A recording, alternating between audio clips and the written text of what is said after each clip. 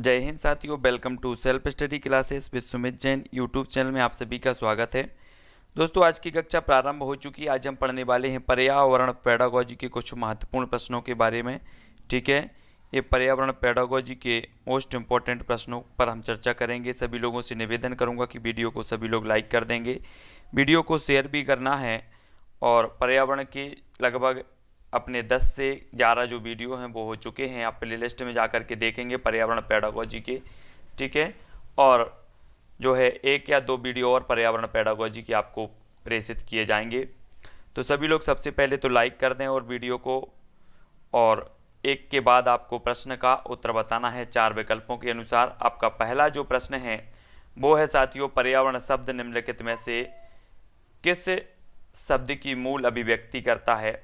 तो किस शब्द की मूल अभिव्यक्ति करता है हमें बताना है। समस्त पारिस्थितिकी, जैविक घटक, भौतिक परिवेश या फिर वातावरणीय दशाओं की। तब आपका राइट आंसर क्या हो जाएगा? तो आपका सही जो उत्तर होगा, पर्यावरण शब्द निम्न में से किस शब्द की मूल अभिव्यक्ति करता है? तो वो करता है समस्त पारिस्थितिकी, यानी कि जो विकल्प नंबर 1 है वो आपका यहाँ पर 1 नंबर बिल्कुल सही हो जाएगा। ठीक है, 1 नंबर का। पर्यावरण का जनजीवन से क्या संबंध है? पर्यावरण का जनजीवन से संबंध बताना है। औपचारिक है, साधारण है, घनिष्ठ है या इनमें से कोई नहीं है। तो पर्यावरण का जनजीवन से क्या संबंध होगा?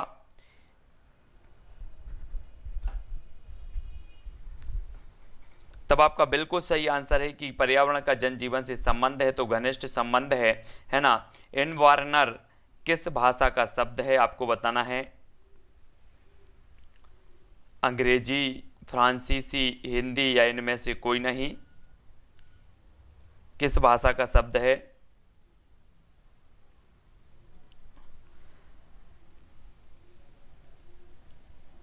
तब आपका जो राइट आंसर हो जाएगा प्रश्न क्रमांक 2 का वो हो जाएगा फ्रांसीसी। फ्रांसीसी यानी कि जो विकल्प नंबर आपका वी है वो यहां पर बिल्कुल सही है। ठीक है, वी नंबर का। अगला क्वेश्चन देख लो, पर्यावरण के संदर्भ में कौन सा तथ्य सही है? पर्यावरण जैविक तत्वों का समूह है, पर्यावरण अजैव तत्वों का समूह है, पर्यावरण जैविक एवं अजैविक तत्वों का समूह है, उपर्युक्त में से कोई नहीं। तो प्रश्न क्रमांक 4 का आंसर हमें बताएं सभी लोग।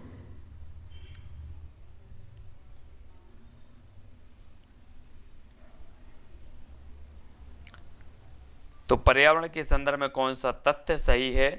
तो सही तथ्य जो है वो है पर्यावरण जैविक एवं अजैविक तत्वों का समूह है, यानी कि जो सी नंबर है वो आपका यहाँ पर सही होगा। ठीक है, अगला देख लो, पर्यावरण शिक्षा से क्या लाभ है? पर्यावरण के महत्व का ज्ञान, पर्यावरण प्रदूषण के कार्यों की जानकारी, प्रदूषण के प्रभाव से बचने के उपाय ज्ञात होते हैं या उपर्युक्त सभी। पर्यावरण शिक्षा से लाभ क्या है? प्रश्न क्रमांक 5 का उत्तर हमें बताना है। प्रश्न क्रमांक 5 का आपका राइट आंसर क्या हो जाएगा?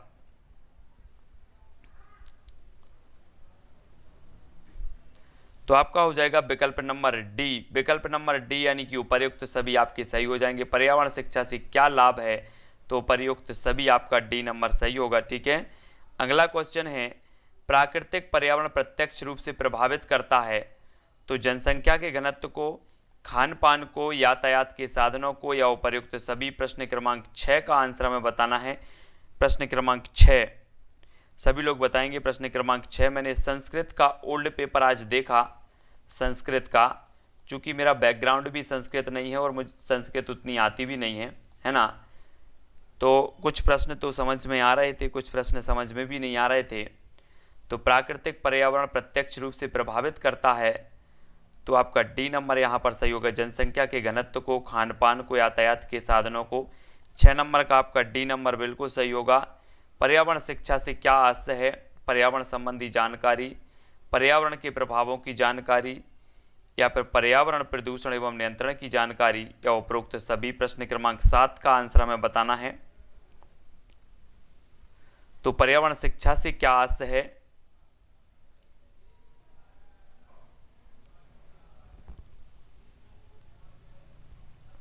आपका जो 7 का उत्तर हो जाएगा वो जो डी हो जाएगा। डी यानी कि उपर्युक्त सभी आपका सही होगा। पर्यावरण शिक्षा से क्या आशय है?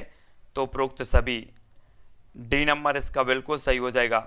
ठीक है, अगला क्वेश्चन है, मैं संस्कृत का पेपर तो लाऊंगा, लेकिन संस्कृत मुझसे आती नहीं है। समस्या तो ये है, पर्यावरण के संबंध में कौन सा कथन असत्य है? जीवों के चारों ओर की वस्तुएं पर्यावरण बनाती हैं। जैविक एवं अजैव घटक पर्यावरण के मुख्य भाग हैं। पर्यावरण में ऊर्जा का अक्षय भंडार है, या पर्यावरण अपरिवर्तित रहता है। तो पर्यावरण के संबंध में कौन सा कथन असत्य है बताना है। प्रश्न क्रमांक 8 का आंसर बताना है, प्रश्न क्रमांक 8, और 8 का उत्तर सभी लोग बताएंगे। अगर सभी लोग बोलेंगे कि सर लाओ, है ना, एडजस्ट आप लोगों को करना पड़ेगा। प्रश्न क्रमांक 8 का उत्तर, पर्यावरण के संबंध में कौन सा कथन असत्य है? तो 8 का उत्तर आपका हो जाएगा कि पर्यावरण अपरिवर्तित रहता है। डी नंबर आपका यहाँ पर बिल्कुल सही होगा। ठीक है, डी नंबर का। पर्यावरण के संदर्भ में विश्व स्तर पर सोच कहाँ से प्रारंभ हुई? डेनमार्क, भारत, इंग्लैंड या फिर फिनलैंड? तब उत्तर हमें बताना है, पर्यावरण के संदर्भ में विश्व स्तर पर जो सोच है वो कहां से प्रारंभ हुई? प्रश्न क्रमांक 9 का उत्तर क्या हो जाएगा राइट आंसर? प्रश्न क्रमांक 9, और 9 का उत्तर हो जाएगा कहां से शुरुआत हुई है? फिनलैंड, यानी कि जो विकल्प नंबर डी है वो यहां पर डी नंबर सही हो जाएगा, डी नंबर। ठीक है, फिनलैंड से शुरू हुई है। और पर्यावरण शिक्षा की प्रथम अंतर्राष्ट्रीय कॉन्फ्रेंस कहां आयोजित हुई थी? भारत नई दिल्ली में, पेरिस फ्रांस में, तिबिलिसी रूस या फिर बेलग्रेड में? तो प्रश्न क्रमांक 10 का, पर्यावरण शिक्षा की प्रथम अंतर्राष्ट्रीय जो कॉन्फ्रेंस आयोजित हुई थी वो कहां आयोजित हुई थी? और 10 का उत्तर जो आपका हो जाएगा वो हो जाएगा बेलग्रेड, यानी कि जो विकल्प नंबर आपका डी है वो यहां पर सही हो जाएगा, है ना। सार्वजनिक संपत्ति के संरक्षण का उत्तरदायित्व किस पर रहता है? सरकार पर, नागरिक पर, नागरिक एवं सरकार पर, इनमें से कोई नहीं। तो 11 का आपका उत्तर क्या होगा? सार्वजनिक संपत्ति के संरक्षण का जो उत्तरदायित्व रहता है वो किस पर रहता है? तब नागरिक एवं सरकार आपका बी नंबर बिल्कुल सही होगा। ठीक है, बी नंबर। गृह स्वच्छता के अंतर्गत वार्षिक स्वच्छता कौन सी है? गृह स्वच्छता के अंतर्गत वार्षिक स्वच्छता कौन सी है? घर की पुताई, रसोई की सफाई, शौचालय की सफाई या स्टोर की सफाई?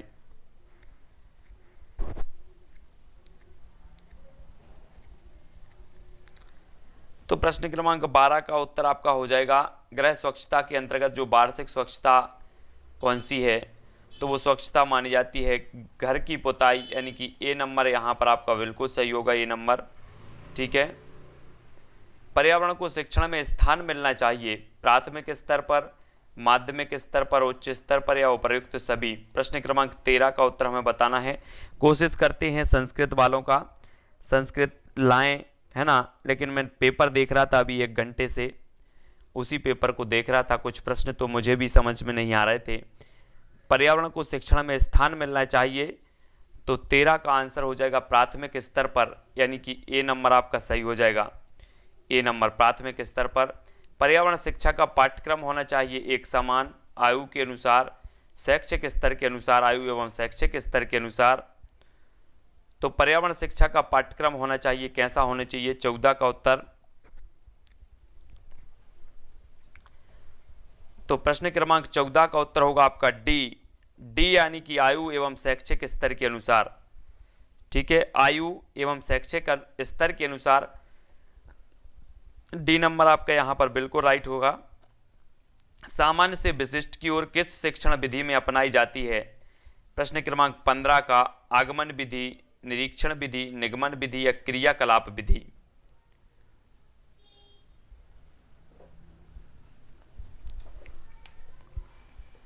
तो सामान्य से विशिष्ट की ओर किस शिक्षण विधि में अपनाई जाती है? प्रश्न क्रमांक 15 का आंसर बताना है, और 15 का उत्तर क्या हो जाएगा? सी, सी यानी कि निगमन विधि।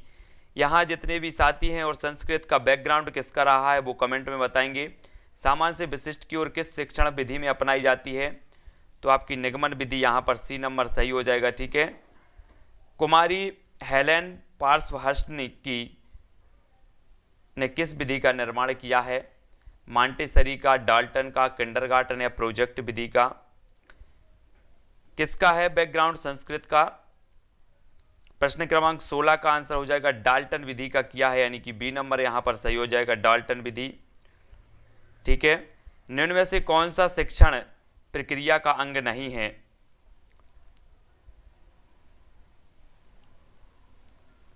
पूजा शर्मा, इनका बैकग्राउंड है संस्कृत का। और किसका है? कौन सा शिक्षण प्रक्रिया का अंग नहीं है? शिक्षक, शिक्षार्थी, कक्षा कक्ष या शिक्षण विधि? 17 का आंसर बताना है। और प्रश्न क्रमांक 17 का जो आंसर हो जाएगा वो कक्षा कक्ष, यानी कि सी नंबर आपका बिल्कुल सही हो जाएगा। ठीक है, पुष्पेंद्र जी का भी है, अंजना जी का भी है। कौन सा शिक्षण प्रक्रिया का अंग नहीं है? तो कक्षा कक्ष, यानी कि सी नंबर। घनश्याम पटेल का भी है, बहुत बढ़िया। कौन सा शिक्षण प्रक्रिया का अंग नहीं है? तो कक्षा कक्ष आपका बिल्कुल सही हो जाएगा। किस शिक्षण प्रणाली में पाठ का ठेका दिया जाता है, हमें बताना है। बिल्कुल, पूजा जी धाकड़ का भी है और आशीष कश्यप जी का भी है, ऋतिक यादव जी, बहुत बढ़िया। यानी कि बहुत सारे ऐसे साथी हैं जिनका संस्कृत का बैकग्राउंड है।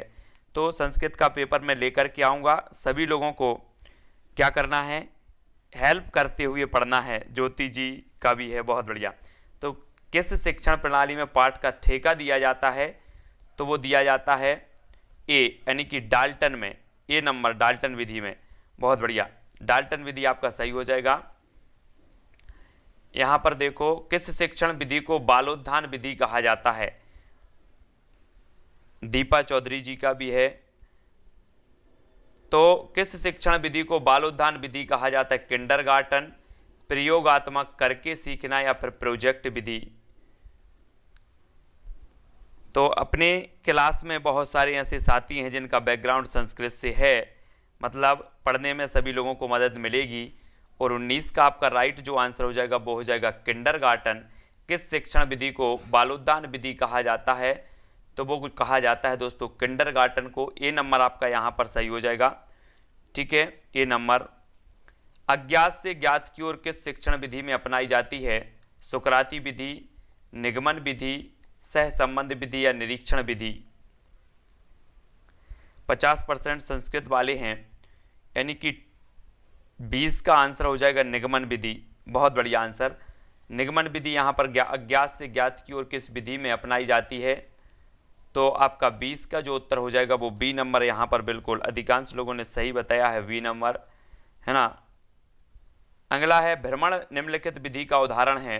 प्रयोगशाला, निरीक्षण, क्रियाकलाप या भाव प्रदर्शन? प्रश्न क्रमांक 21 का आंसर हमें बताना है। भ्रमण निम्नलिखित विधि का उदाहरण है, तो किस विधि का उदाहरण है? तो प्रश्न क्रमांक 21 का आंसर हो जाएगा बी, यानी कि निरीक्षण विधि का उदाहरण है। किस विधि का है? निरीक्षण विधि। 21 का बी नंबर आपका बिल्कुल सही है। किंडरगार्टन प्रणाली में उपहारों की संख्या होती है 20, 14, 16 या फिर 18? उपहारों की संख्या कितनी होती है किंडरगार्टन प्रणाली में? तब आपका 22 का जो आंसर हो जाएगा वो क्या हो जाएगा?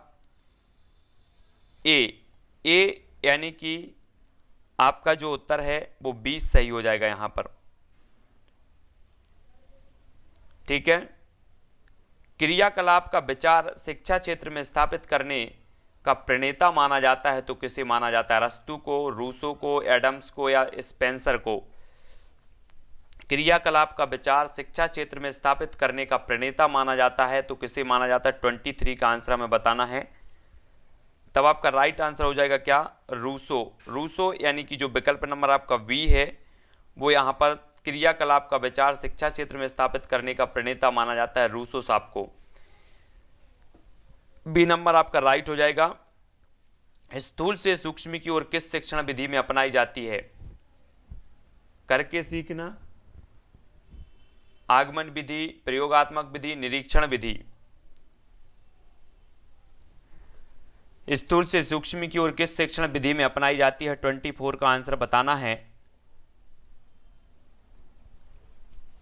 तब आपका बिल्कुल नंबर बी नंबर बिल्कुल सही हो जाएगा। ठीक है, बी नंबर। प्रोजेक्ट प्रणाली का संबंध है तो किससे है? किलपैट्रिक से, मदन मोहन मालवीय से, फ्रॉबेल से या फिर मॉन्टेसरी से? तो 25 का आंसर सभी लोग बताएंगे। आंसर क्या होगा? ए, प्रोजेक्ट प्रणाली का संबंध है किलपैट्रिक से।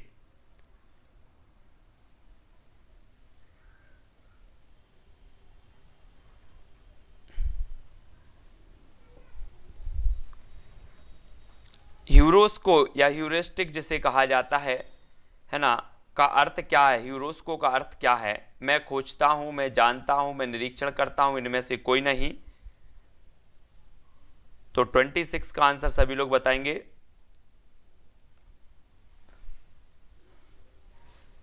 मैं खोजता हूं यानी कि ए नंबर आपका बिल्कुल सही होगा। बेनेट प्लान में महत्व दिया जाता है तो बताना है व्यक्तित्व को, कार्यक्रम को, शिक्षण सामग्री को या त्रुटियों को। 27 का आंसर। तो बेनेट प्लान में जो महत्व दिया जाता है वो दिया जाता है दोस्तों व्यक्तित्व। व्यक्तित्व यानी कि एक नंबर आपका बिल्कुल सही हो जाएगा, ए नंबर। ठीक है। पाठ योजना में शिक्षण उद्देश्य होना चाहिए, क्या होना चाहिए? स्पष्ट एवं वस्तुनिष्ठ, व्यक्तिनिष्ठ, अस्पष्ट एवं अनिश्चित। तो पाठ योजना में शिक्षण उद्देश्य होना चाहिए। 28 का आंसर बताना है और 28 का राइट आंसर आपका क्या हो जाएगा? स्पष्ट एवं वस्तुनिष्ठ। स्पष्ट एवं वस्तुनिष्ठ यानी कि जो ए नंबर है वो इसका सही हो जाएगा, ए नंबर। ठीक है। पाठ योजना को अत्यंत वैज्ञानिक, निश्चित और व्यवस्थित रूप देने का श्रेय किसको जाता है? हर्बर्ट को, स्पेंसर को, स्किनर को या फिर लॉवेल को?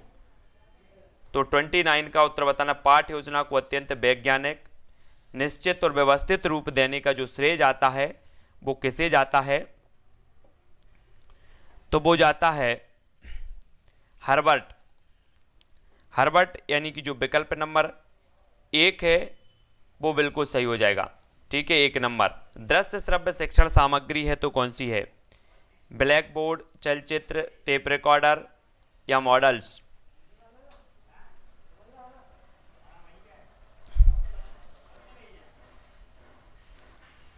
तब आपका राइट जो आंसर होगा दोस्तों वो होगा चलचित्र, यानी कि जो दृश्य श्रव्य शिक्षण सामग्री है वो चलचित्र है और बी नंबर आपका सही हो जाएगा।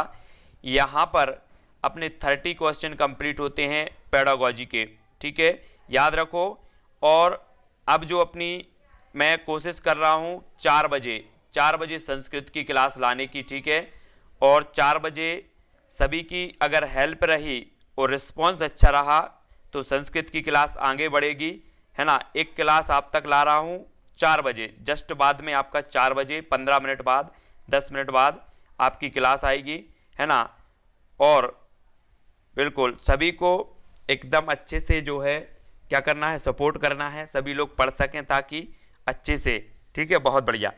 तो जितने भी साथी अपने जिनका संस्कृत बैकग्राउंड है वो सभी लोग, बहुत बढ़िया। ठीक है, तो जस्ट बाद 15 मिनट बाद अपनी क्लास आएगी संस्कृत की। ठीक है,